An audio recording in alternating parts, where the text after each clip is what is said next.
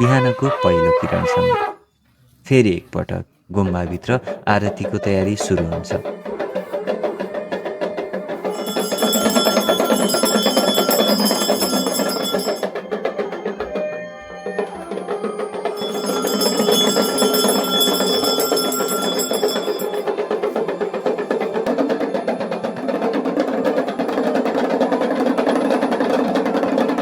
हिजोको थकान हराइसकेको थियो।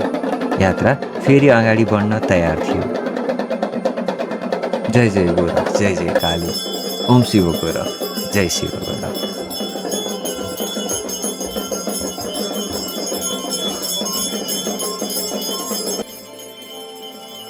धूप दीप र घन्टीको ध्वनि बीच भक्तजनहरू एकचित्त हुन्छन्।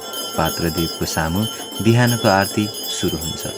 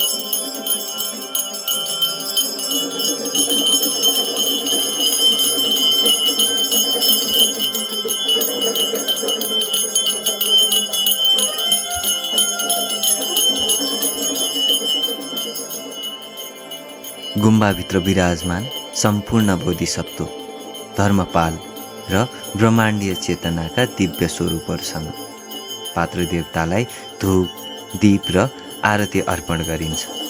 त्यो क्षण मानव हिमालयको मौनताले नै यो आगमनको प्रतीक्षा गरिरहेको थियो। मन्त्र, घन्टी र आरतीको प्रकाशबीच गुम्बाको सम्पूर्ण वातावरण एक अदृश्य आध्यात्मिक ऊर्जाले भरिएको अनुभूति हुन्थ्यो।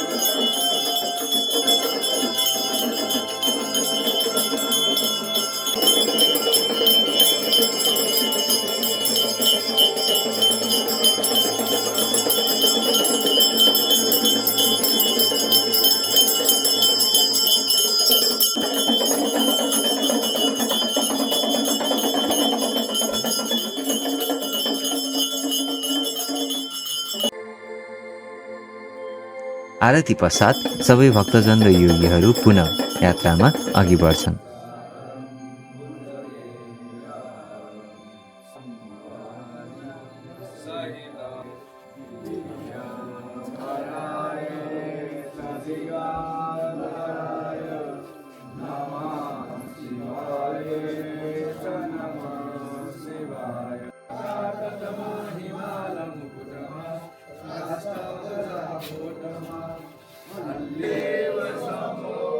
ओम ज्ञान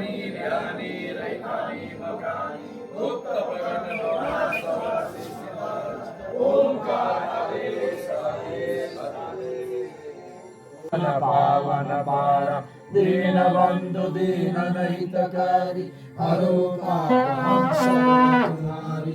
योग युक्ति में हो प्रकाश सदा करो संतन तनवास। प्रातः काल ले नाम तुम्हारा सिद्धि बड़े हर योग प्रचारा। अठाट गोरक्षा ठीले मार मार वैरी के कीले। चल चल चल गोरक्ष विकराला दुश्मन मार करो बेहाला। जय जय जय गोरक्ष विलासी अपने जन की हरो चौरा।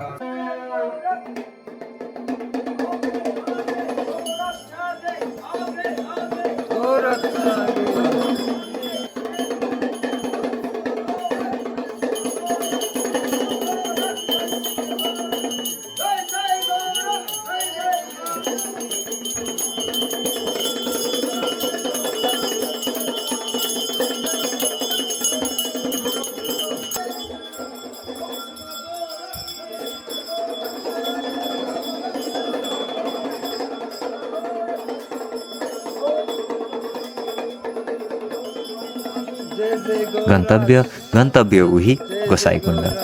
हिमालको उचाइतर्फ बढ्दै जाँदा हावा पातलो हुँदै जान्छ, तर आस्था अझै गहिरो बन्दै जान्छ। हिमालको उचाइतर्फ बढ्दै जाँदा हावा पातलो हुँदै जान्छ, तर आस्था अझै गहिरो बन्दै जान्छ। कुहिरो, उकालो र हिमाली बाटोबीच पात्रदेव यात्रा निरन्तर अघि बढिरहन्छ। यो केवल पैदल यात्रा होइन, यो चेतनातर्फको यात्रा हो। नाथ परम्पराको जीवित आध्यात्मिक धारा आज पनि यही हिमाली मार्गहरूमा भइरहेको छ। ओम शिव गोरख, ओम आदेश। ओम शिव गोरख, जय शिव गोरख।